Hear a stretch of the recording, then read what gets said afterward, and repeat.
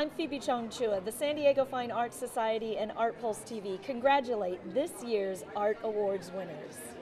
Surprised. We were surprised to be nominated. Again, this being the inaugural year of the Art Awards. Yeah, the Museum of Contemporary Art in San Diego was just, we were delighted. Fabulous. As I said, we have been around for 111 years, and it's the first time that we are getting an award of this size. So we were really, really excited. Really excited. I think this award, along with some of the other press and just people's response to the piece, has been really great. Great. It's always nice to be acknowledged, and particularly for such an important cause. So. And I thought the evening as a whole was fantastic, and the entire set of nominees was extraordinarily inspiring. So it was a wonderful, exciting, positive, beautiful evening, and I'm very flattered. I am tickled pink. I am honored, elated, surprised, and feel so happy to be in San Diego right now. How does this inspire you in your work? It inspires me to just keep on pushing the envelope. What I'm interested in doing is working with real issues and working with really serious conceptual and material questions with art, and I'm going to just keep on doing it. Incredible. It was a total surprise. I mean, every nominee deserved to win, so I just feel very honored that I was chosen, and thank anybody that voted for me. It's a really nice honor.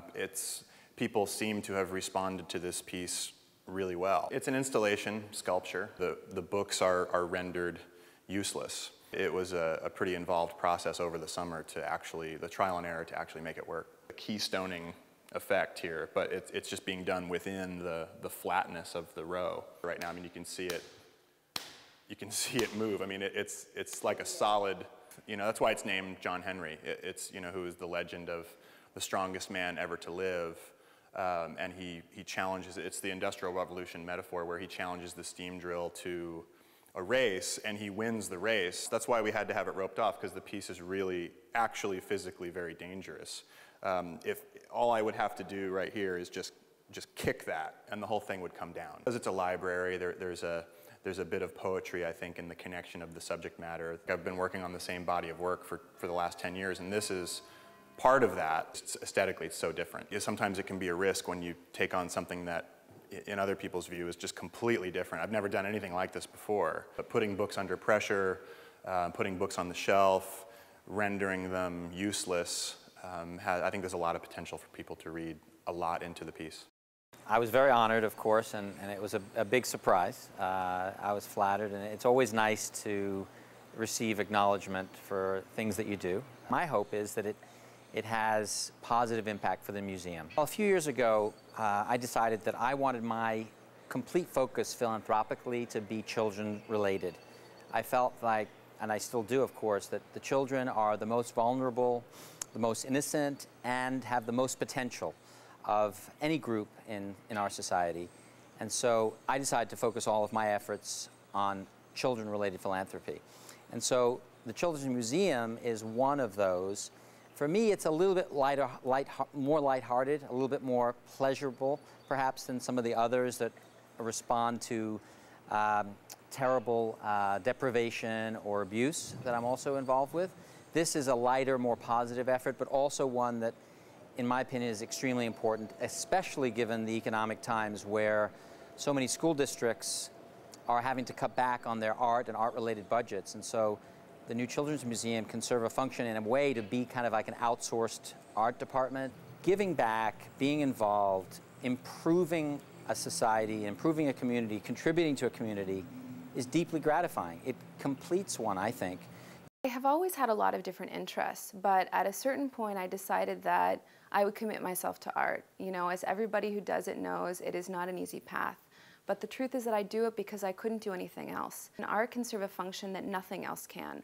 Art can provide a kind of metaphor, it can bring levity, honesty, truth, perspective to circumstances, to life. It can bring beauty.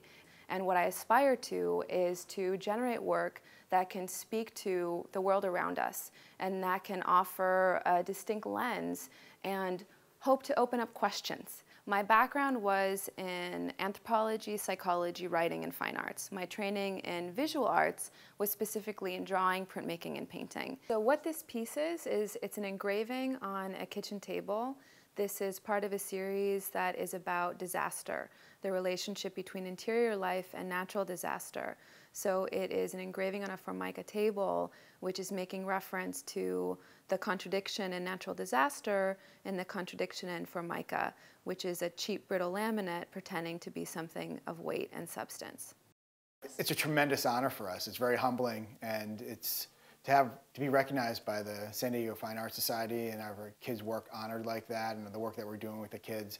It's just really, it's meaningful for us. Well, arts stands for a reason to survive, and we believe that the arts give children a reason to survive adversities that they're facing.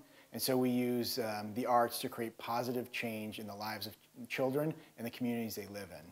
And the kids that we serve are facing some of life's toughest challenges: terminal chronic illness, abuse and neglect, homelessness, domestic violence. So we give them an opportunity to express themselves, and our mission is really to heal, inspire, and empower these kids through the arts.